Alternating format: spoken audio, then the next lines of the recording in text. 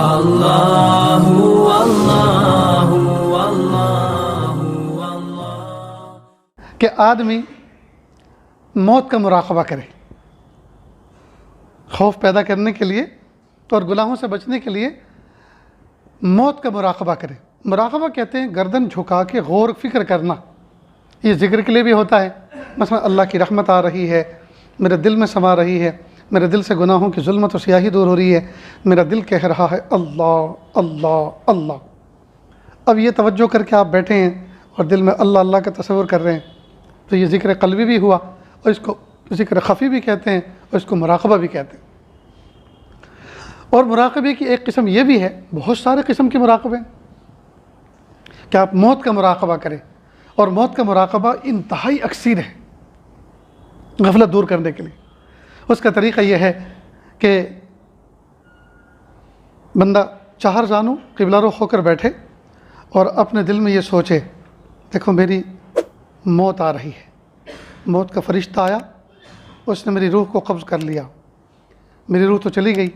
اب میرا جسم گھر میں پڑا ہوا ہے، میرے بچے رو رہے ہیں، بیوی رو رہی ہے، میرے بھائی بہن رو رہے ہیں، گھر کے اندر ایک قسم کا ازدحام ہے۔ تھوڑی دیر کے بعد کچھ لوگ آئے، انہوں نے کہا کہ دیکھو بھائی صبر کرو، جانے والا چلا گیا، صبر کرو، اللہ کی یہی مرضی تھی، اور میرے جسم کو اٹھا کر نہلانے کے لیے رکھ دیا ہے پٹرے پر، اب مجھے نہلایا جا رہا ہے، مجھے غسل دیا جا رہا ہے، اس کے بعد مجھے کفن میں لپیٹا جا رہا ہے، پھر جنازے کی چارپائی میں رکھا جا رہا ہے، تھوڑی دیر کے بعد زیارت کے لیے رکھا، چہرہ کھول کے رکھا، کافور لگا دیا، خوشبو لگا دی، لوگوں نے زیارت کی، کہا چلو بھائی جنازے کا وقت ہو چکا ہے، اب میرا جنازہ اٹھا کر لے جایا جا رہا ہے، کندھوں پہ میں سوار ہو چکا ہوں، گھر میں آہو بکا ہے،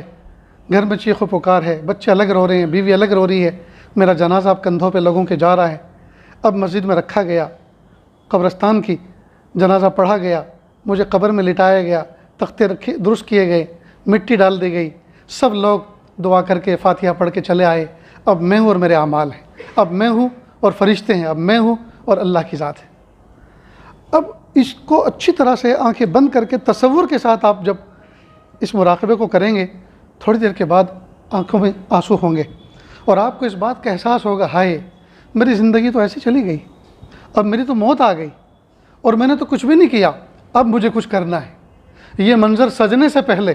روح نکلنے سے پہلے، کفن دیے جانے سے پہلے، نماز پڑھی جانے سے پہلے مجھے اپنی اختیار سے نماز کو بنانا ہے۔ لوگ میرے اوپر آ کر فاتحہ پڑھیں اس سے پہلے مجھے خود اختیار سے قرآن پڑھنا ہے۔ اس وقت کہ میں ایک ایک آیت کا محتاج رہوں گا لوگوں کی ایصال ثواب کے، میں خود اپنے اختیار سے میں اپنی زندگی کو ڈیولپ کروں گا۔